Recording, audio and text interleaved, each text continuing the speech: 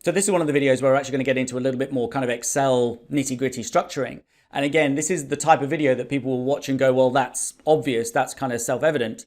And again, yeah, I'm not saying anything here that I think is necessarily groundbreaking. The crucial point though, and this is the whole point of this entire series of videos, is to try and get you thinking more critically at every juncture in terms of scoping and how you might structure particular parts of a model. So when we look at something like assumption layouts, there's four main options, A, B, C, and D, as I've got presented here. Now, in terms of A, this is a single point estimate. So this is one data point that affects all time periods and all categories of information. Option B is a profile of assumptions that, and I've assumed here that the columns have time across them and categories are down by rows. In the case of assumption entry format B, this is a profile of assumptions that doesn't change by category, but does change by time period. So this might be something like a forward curve for FX, or it might be something like an interest profile, or a growth profile, or some sort of seasonality. In terms of assumption entry C, this is a data point that changes by category, but is consistent across all time periods. And last but not leastly, we've got assumption entry format D, which is where you've got a unique data point for all time periods and all categories.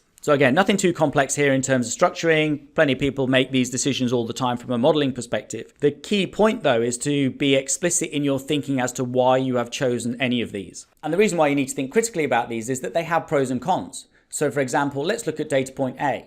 So data point A from a modeling perspective is often seen as low value. I've got a single data point that is affecting all categories in all periods. From a model integration and functionality perspective, I can't put in a differential data point by period. I can't put in a differential data point by category. It's often seen as a little bit less valuable. That said, when we start to again talk about models as communication devices, to the extent that I have a single data point, I can very easily use that to communicate to someone. Okay, what set of data are we running? This is the $5 case.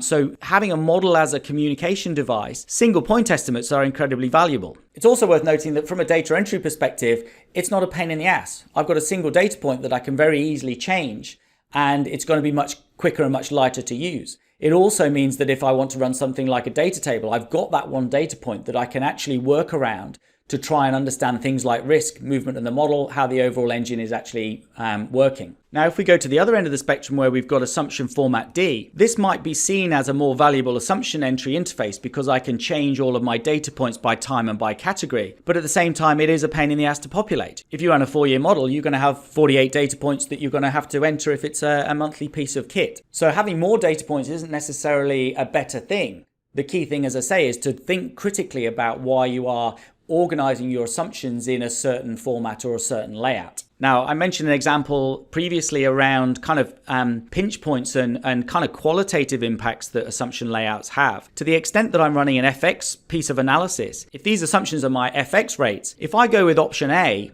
I don't have to mark anything to market. The minute I move across and give someone an FX profile, i.e. some sort of format that's either entry method B or entry method D, I'm going to have to start to market. My opening versus closing is going to have a revaluation point. I'm going to need a foreign currency translation reserve. So there is actually a qualitative impact from having one assumption format versus another. And again, the key thing here is just to be critically aware of the implications for those different assumption entry formats.